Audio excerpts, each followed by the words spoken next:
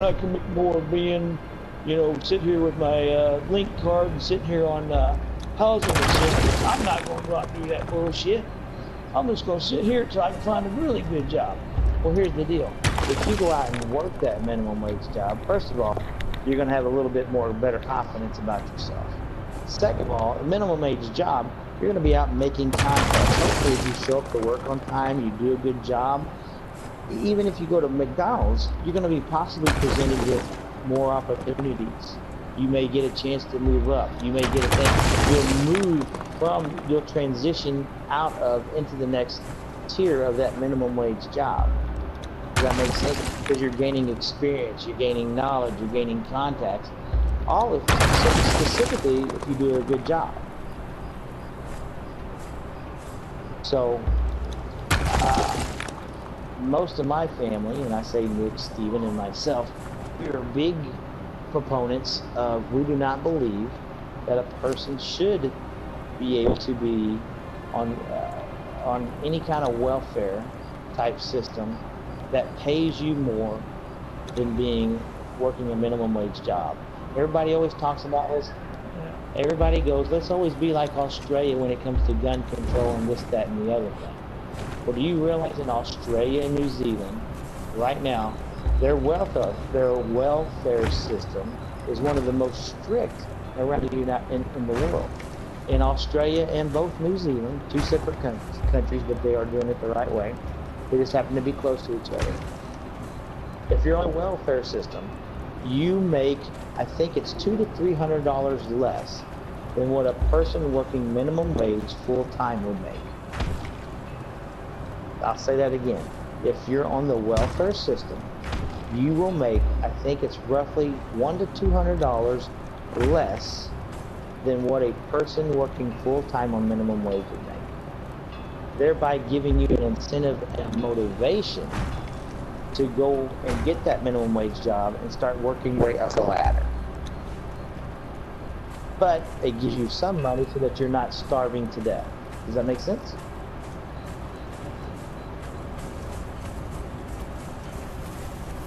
Alright.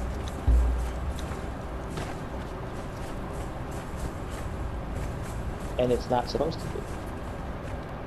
A minimum wage job was never meant to be a living wage.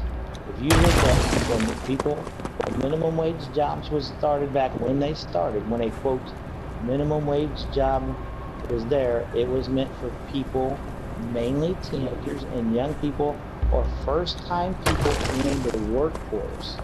It was meant for them to make a wage that was commensurate with whatever the position was they were working at. The federal government stepped in and... Okay, go ahead.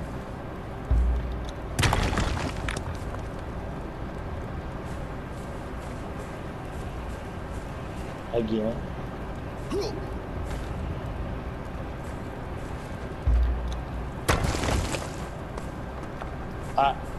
See if I...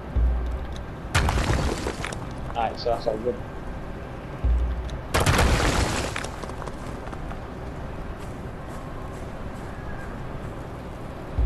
Sure.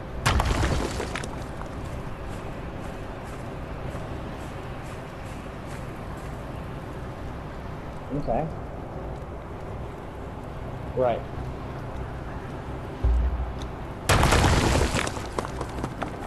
Correct. Now there's...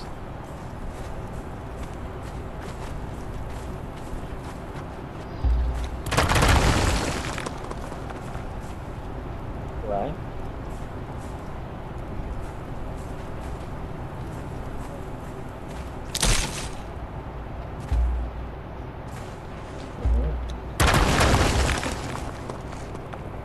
Your position. Good.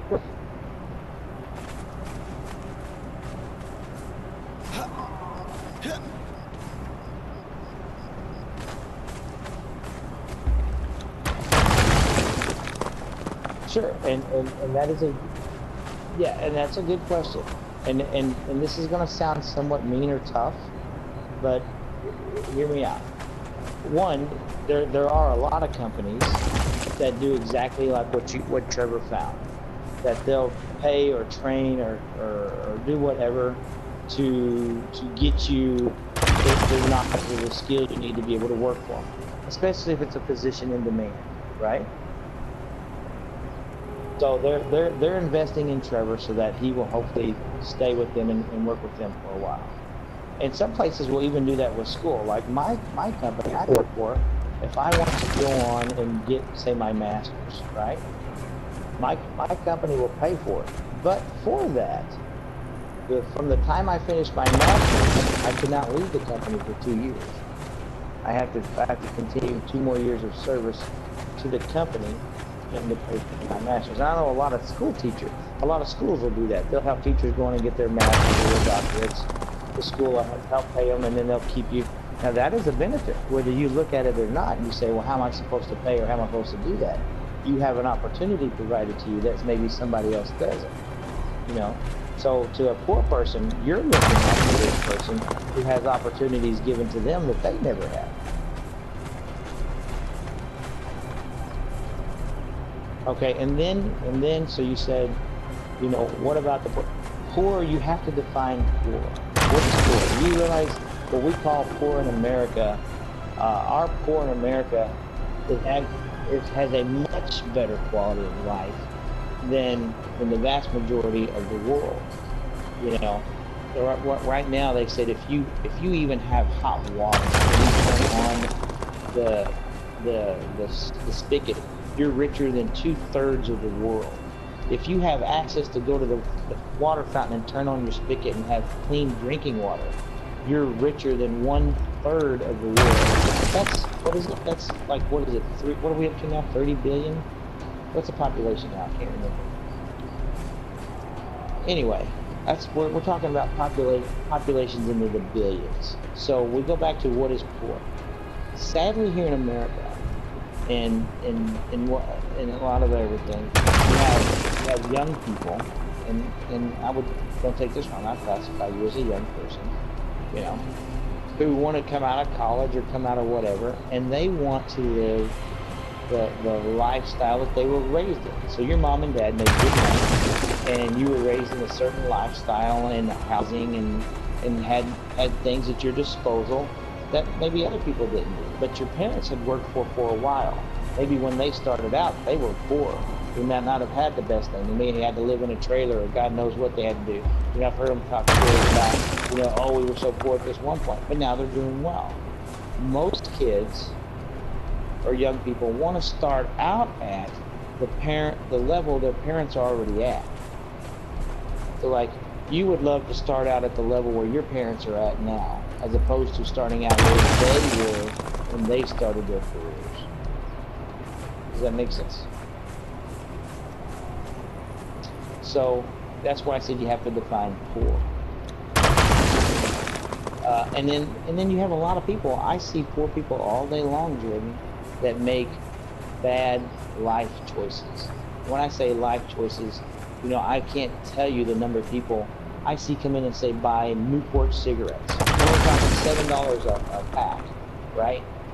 So they're buying $7 a pack cigarettes, and then they pull out, they put some food on the counter, and they're whipping out a link card. Or they get that link card and they buy their food, and they turn around and spend $30 or $40 on a scratch lottery. That's what I'm talking about, life choices.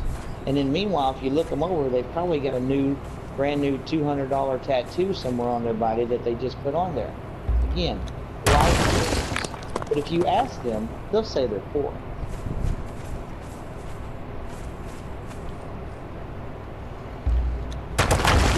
So that's when I say, when you say poor, you have to define it. And yes, sadly, you know, minimum. The problem is that there for a while, when the economy got bad, that a lot of adults were taking these minimum wage jobs, starter jobs. You know, you look around, you see old people working in McDonald's. You know what I'm saying? You know, people my age. You know, I'm an old person. I'm 40 and something, and you know, I'm old, and you see them working McDonald's as clerks and cashiers because they were needing a job. There was nothing they could do. You know, there was nothing there that they could go into. Or that to them, it's better to make some money than no money, right? So what did that do? That put the squeeze on the next generation that was trying to get in there, but young kids that were looking for jobs. Now those jobs and those opportunities weren't there because they were being filled by people who were far and beyond qualified, but there was just nothing there.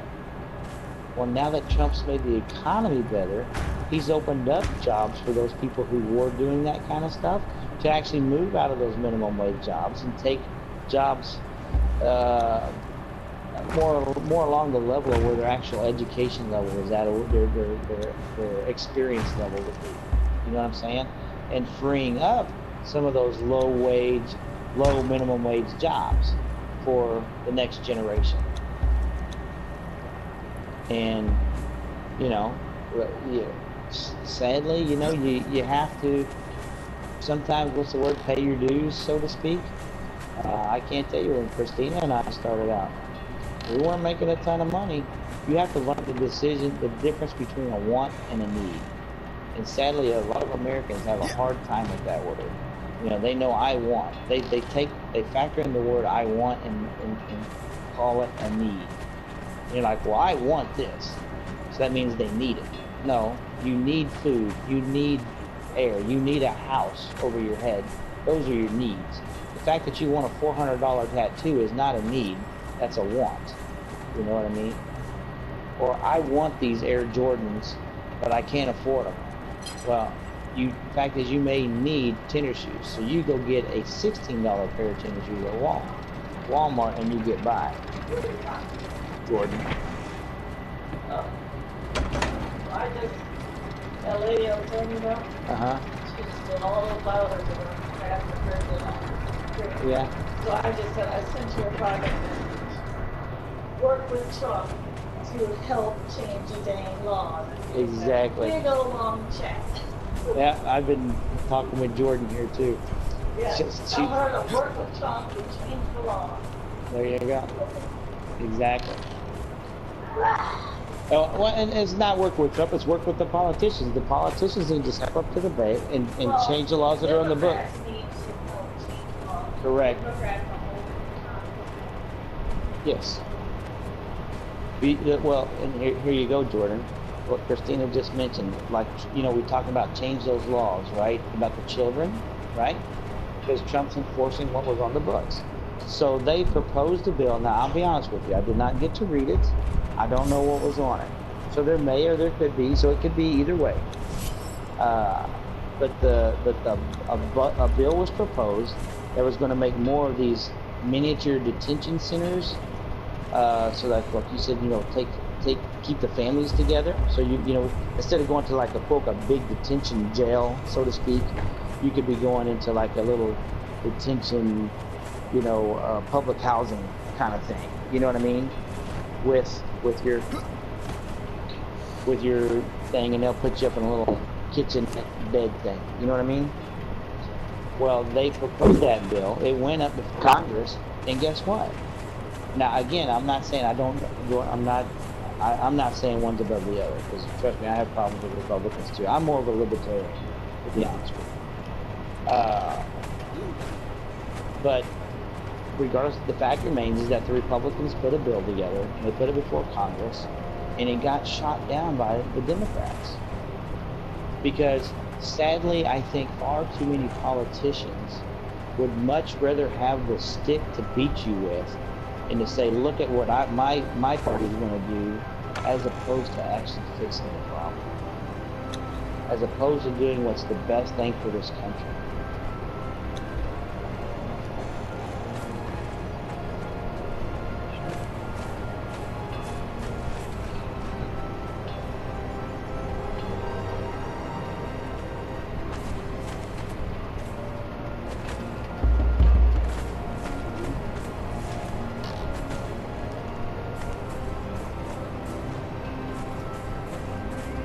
Sure.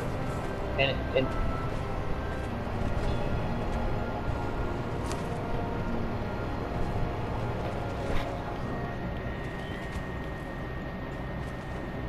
they have the House, and I believe, the White House. I believe they have the Senate. I don't believe they have the House of Representatives. I'd have to check. They own 2/3. How about that? Whatever that third, they're missing a third. I believe that they currently occupy 2/3. And again, Jordan, you're assuming that, and trust me being a conservative or / libertarian, I do not call myself a Republican. People want to name me a Republican because I say I'm conservative or because I say I'm libertarian, but those are two separate things. Again, we've watched the Republicans and the Democrats far. You ever heard the word political theater? What it is the two-party system, the Republicans and the Democrats. The Democrats say they agree not to beat the Republicans up on certain things, and the Republicans agree not to beat the Democrats up on certain things, but each will have other things that they can smack them on. The Democrats go to for Republicans is, oh, you're going to starve the kids, beat the kids, take the kids, you're taking food away from the kids, or you're separating kids from their parents. If you look over the history, it's always something to do with kids, or war on kids, war on elderly, whatever, And, the Republicans always accuse the Democrats of tax and spin, okay? So, we're watching a game. We're watching a movie, or a play, pretty much. You and I, as the average citizen, of two of them, doing what's only and solely best for their party. It's like watching a chess match. They may give this and watch that, so that later on they can have this for their party down the road. Again, that's where I say a while ago, I think we need real politicians. And if you look at the day, like when you go back to the founding fathers, the older I get and the more I read, the more I realize God reached down and touched the hands and minds of the forefathers and gave them an outstanding grasp of reality. In that, the things they set up, the things they put into action, having the government, there's 3 branches of government, each equal to the other, so that you got judicial, legislative, and presidential. Is that what it is? Executive, judicial, and legislative. Thank you very much. Man, I think that one slipped out. Each supposed to have equal power over the other. That way it keeps one from dominating all the others. But sadly, we're seeing more and more power slip to legislative. So I have issue with that. So I believe that, back in the we're founding fathers and what they did and how they set up for the electoral college and all that other stuff. So, when they started this, they didn't believe a politician was supposed to be there for their entire life. You went out, you tried to make a difference for your country and for your fellow citizen, and then you went back to the farm, or you went back to what your other job or your career was, and you lived your life that way. If you look at what our Congress mostly is made up of right now, it is lawyers, Jordan.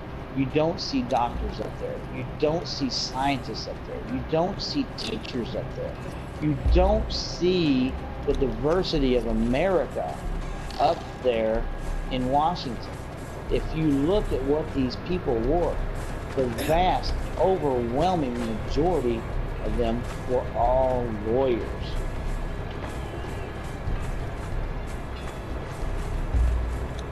All right.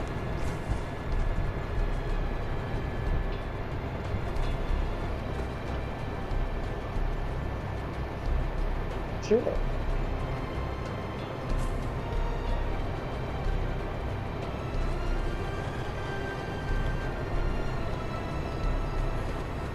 Do they, Jordan, or are they priced out of the market? Have you ever stopped to ask yourself? Now, you're from Illinois. We have Bruce Rauner, and a lot of people don't like Bruce Rauner. He was a billionaire who became governor. And has anybody ever stopped to ask themselves, why would a billionaire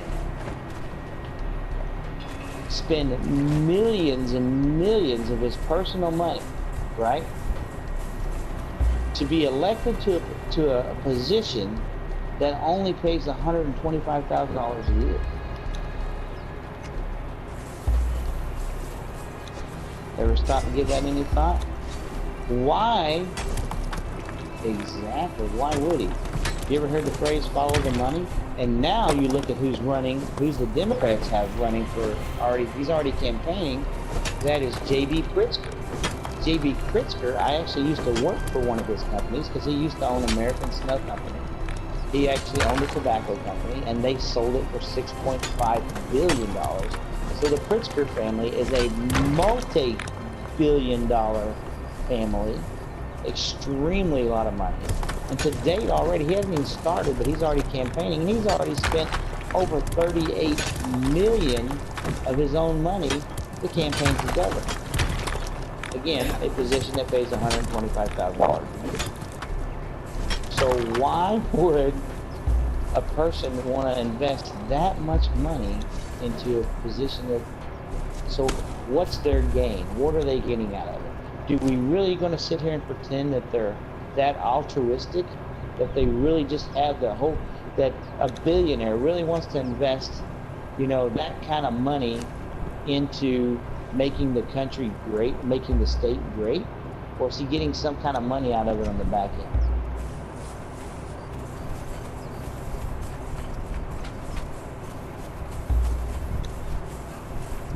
I don't know all these answers, Jordan. I'm just...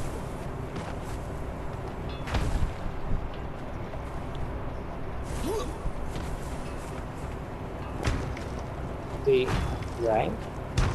And that's something that people have proposed. Exactly, and why is that? Because they're priced out of the market. So it's become a game for the rich, while the poor sit here and go, please don't let this guy screw me. Right. Exactly. There's been bills proposed by new fledgling senators or new fledgling representatives. There's been bills proposed that go, why don't we make, when you announce your thing that you want to run for governor, and you get this, or any position, any elected position, and you get whatever the hurdle rate is, the number of signatures needed to actually officially get your name on the ballot. If you get whatever that hurdle rate is, whatever that signature level is, you get enough people across the state to say they'd like to see you on the ballot. To be on the ballot, okay, you've done that. Okay, once you get that, everybody that gets that far, you get X number of dollars, even whether it's $10 million a piece, $5 million, whatever that number would be, everybody gets X number of dollars. And with X number of dollars, you get to spend it and make the best campaign you can with this set amount. If you want to spend it all on one TV commercial, go you. If you want to spend it a little bit here and there throughout radio commercials, go you. If you want to rent town halls and go have meetings with your money, good, go you. But everybody gets the same amount. You spend it and use it the best way possible, and good luck to you. But guess what? Those bills never pass. Those bills never pass.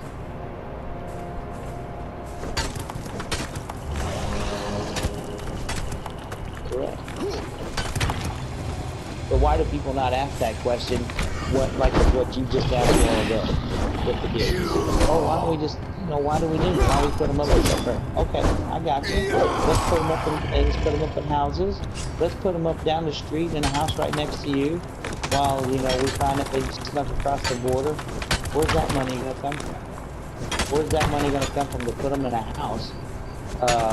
In the thing.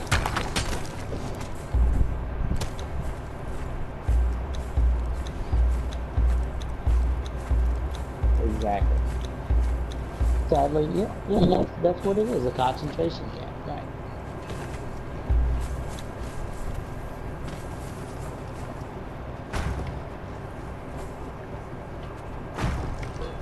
Right.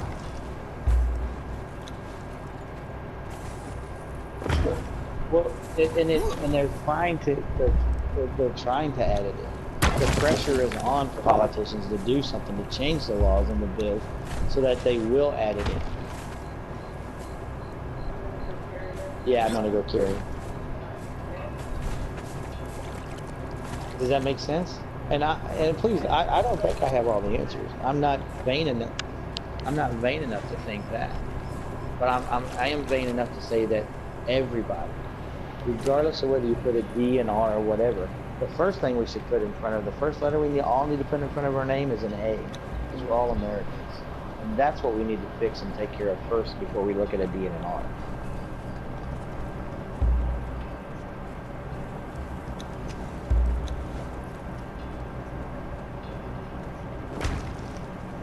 Yeah. Okay, I tell you what, can you give me, I gotta take Simon up to bed, I'll be right back. Alright, give me about 2 or 3 minutes, I'll be right back.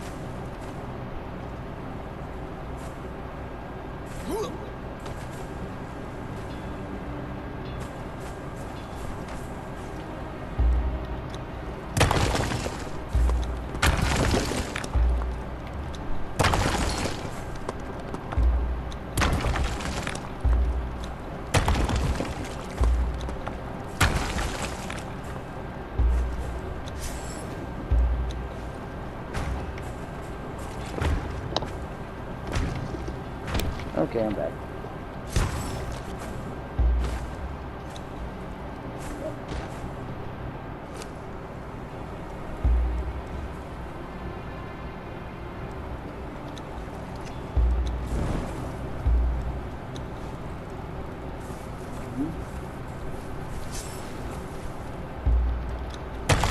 Okay. Oh, yeah. Back to the room. Okay.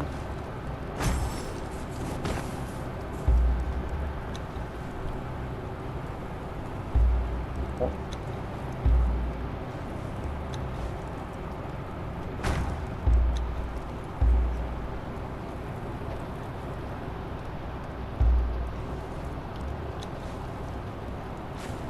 Right.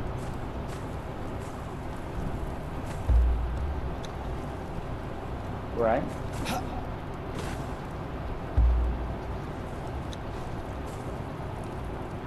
Right. And you can speak to that because you're in education.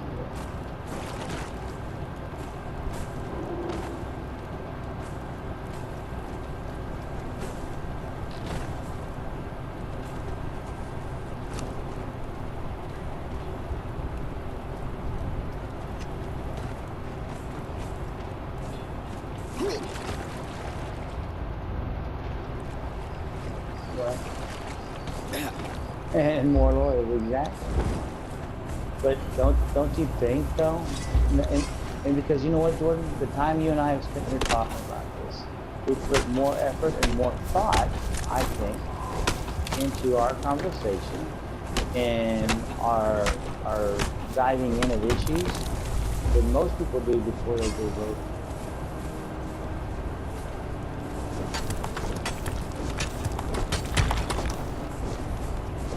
And if only more people would take that kind of time and effort, thought, and realizing how important their growth and their effort is, maybe this would be a better country.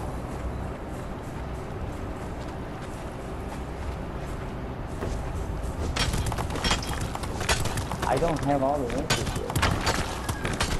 I can only tell you how I think and how I feel about issues, and why I try to then vote for, again, did I love Trump? No. I think, was he the first person I wanted to run and vote for? No. Did I kind of hold my nose and vote for him? Yeah. Because I knew what Hillary was going to do. So I took a chance. But now, given the chance in 2020, would I vote for him? I would run to go vote for him now.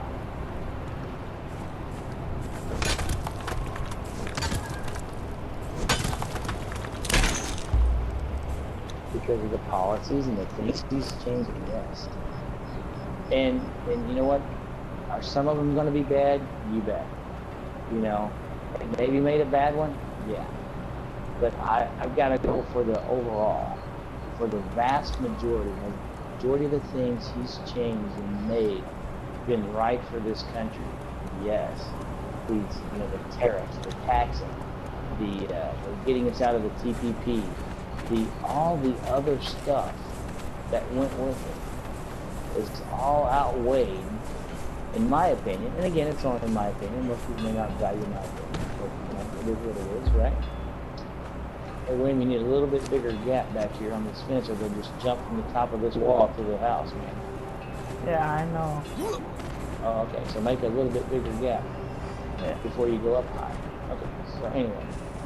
So, that being said, that's why I will, and I you know, well, that makes people mad when people go, oh, you know, you're a racist, you're a bigot. I'm not, you know. I believe what I believe, and I think that, and I'm entitled to believe that. You know, I'm allowed to have that without you screaming and getting in my face. Because, you know what, if you like Hillary, great, go you. I'm not going to stand there and scream in your face, even though I can give you a litany of why I would never have voted for her. You know? So, yeah. More people seem to be, if you look at the outrage and you see what the people are upset over, they're more in love with the fact of being upset than they are in the fact of making a You know, I'm upset. I'm offended. Okay, well, what are you mad about? Is it an issue? Is it a law? Is it something that we can fix? You know, if you're just saying, I don't like Trump because he's Trump. Okay. Has he made mistakes? Probably. He's never been president before. He's never been a politician before. If you don't like the way he, a lot of people go, oh, I don't like, the way he went over to North Korea. You know, he went over there way too soon to go to North Korea to talk to Kim Jong-un. And, you know, he should have waited later for more political channels. Well, what he did sure seemed to work, at least initially. It remains to be seen, but initially on the face value, it looks like it's working. They've pulled back, they've stopped, the shooting off missiles, which they were shooting off non-stop left and right. You know what I mean? So I have to take some things at face value, So, yeah.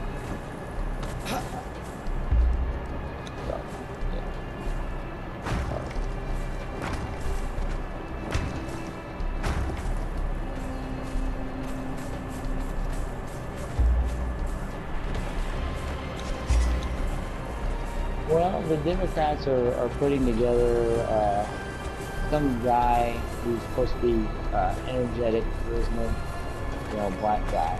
But we'll see. I figured they would try for a woman again. And since Hillary lost, so narrow margin. Such a quote narrow margin.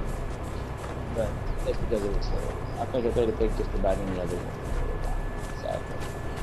And Trump actually ended up being the best candidate.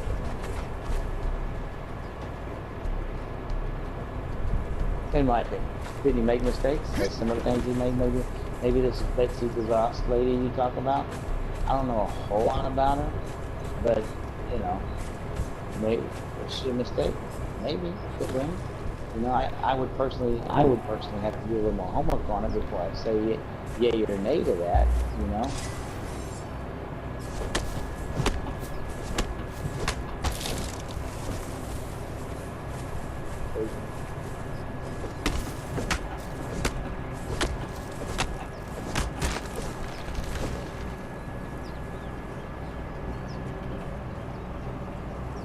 Yeah, give me a policy as opposed to just maybe.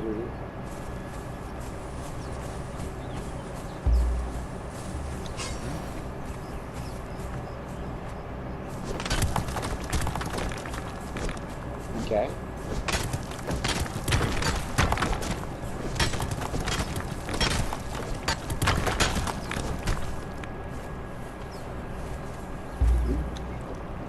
Okay. Now, how far are you willing to go with that? I mean, if, let's take, for example, the lacrosse team. You remember that Duke lacrosse team? That a girl came out and said that they raped her, right? It turned out they hadn't. But she came out and she claimed they did, and on the surface initially it looked like maybe they did, but when they dug a little deeper and they did the homework on it, found out that nope, sorry, they didn't, right?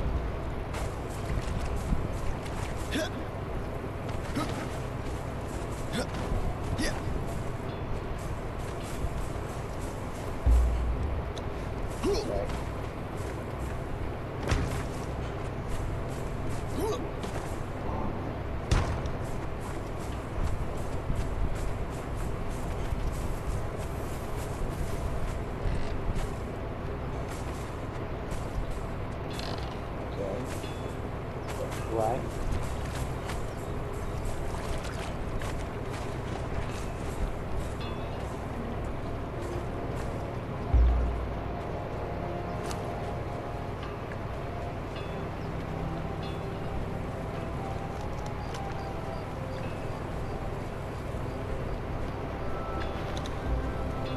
Sure.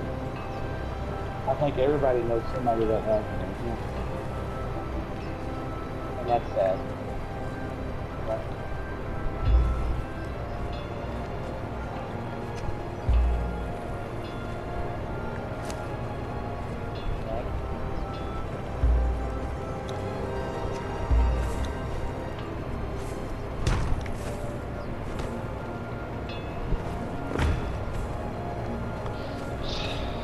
I want to think that.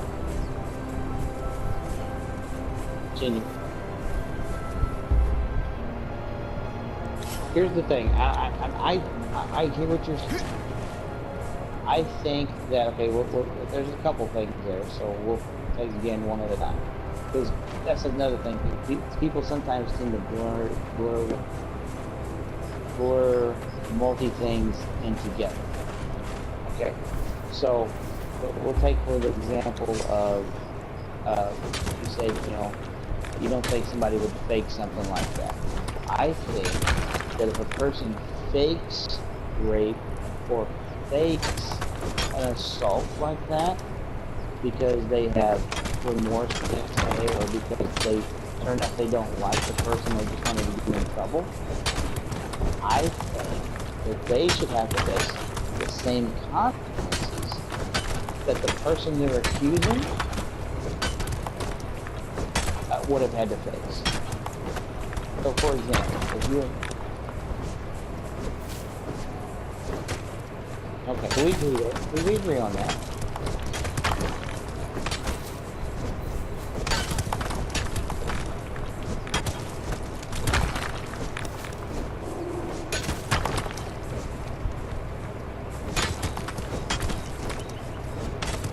Correct.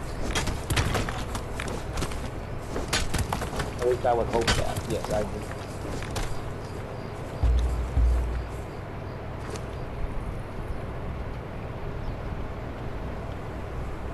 Right, if it's, see, you and I agree on that. If that's something she did, well then that's something somebody needs to address a policy, right? So we're looking at a policy issue.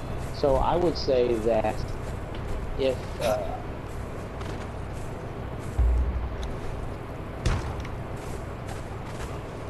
I don't know her well enough to say what her core values are, you know what I mean? And that's, I just never studied it enough to know what people are really do, so.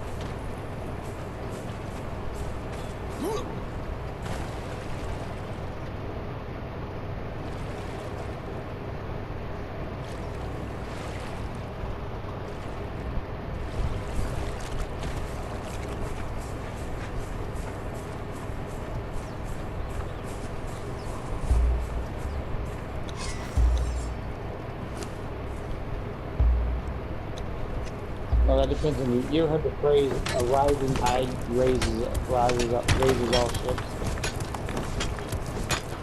You ever heard that saying? A rising tide raises all ships. And what that means is,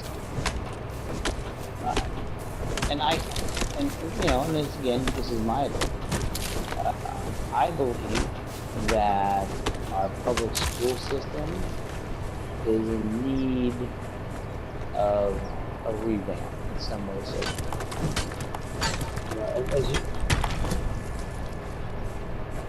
but okay, hold on.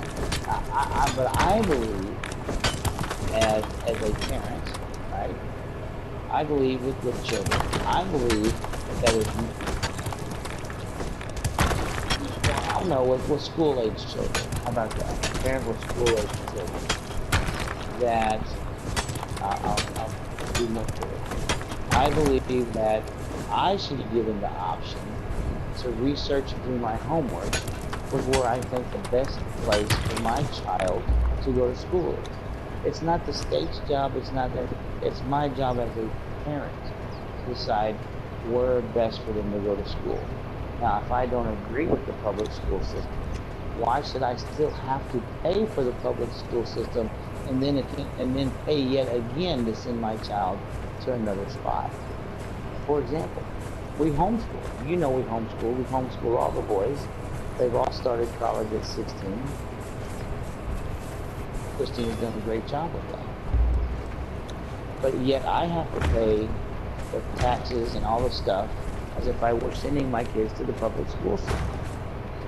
Why should I have to bear a double burden?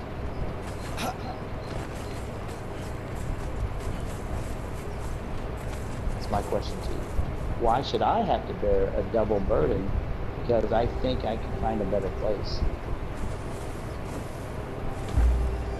Would it not be more fair to them to say to me, Doug, you pay taxes for X amount.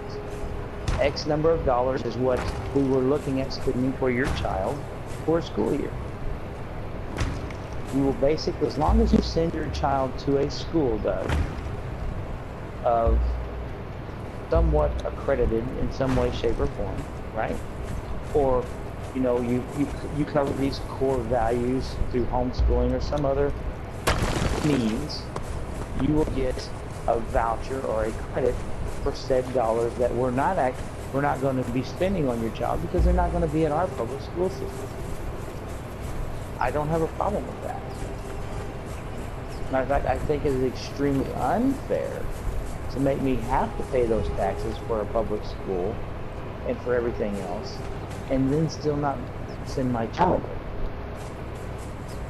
I'm paying for a service that I disagree with or maybe don't like, and I have to come up with even more money for an alternative.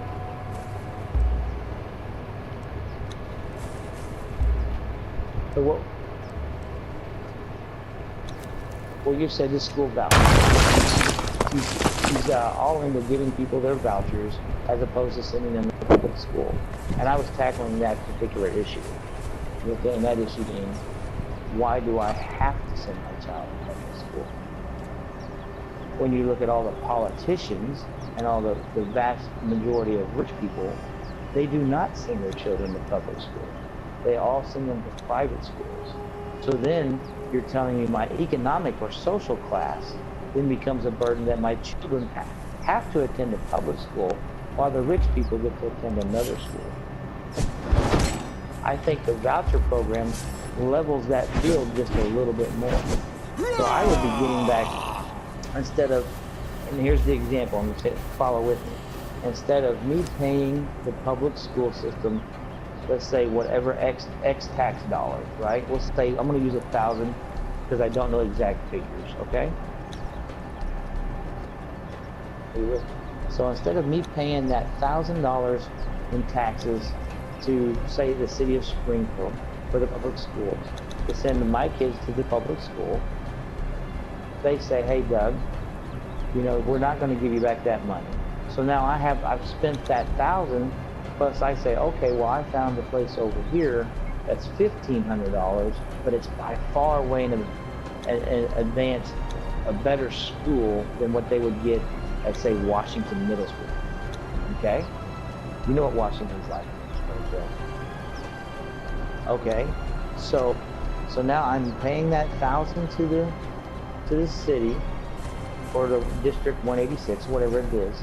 They get that $1,000 from me, even though my kids aren't going there.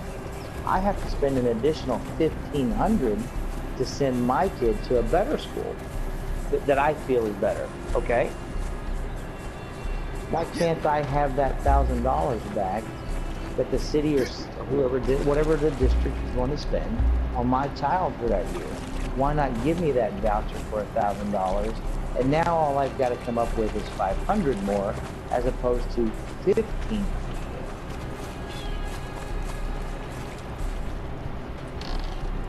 Well, that's what the voucher system is. That's what the voucher system is. I know, but that.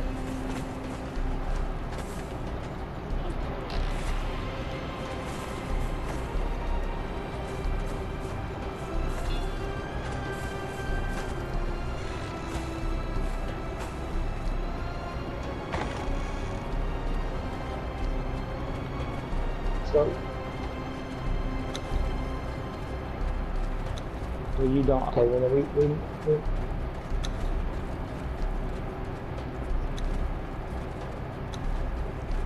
right. So you're worried about right, and I don't know the issue well enough. So what I hear you saying is that you're concerned about that's a way to backdoor funnel money back into government as opposed to being used in a school function. Is that correct?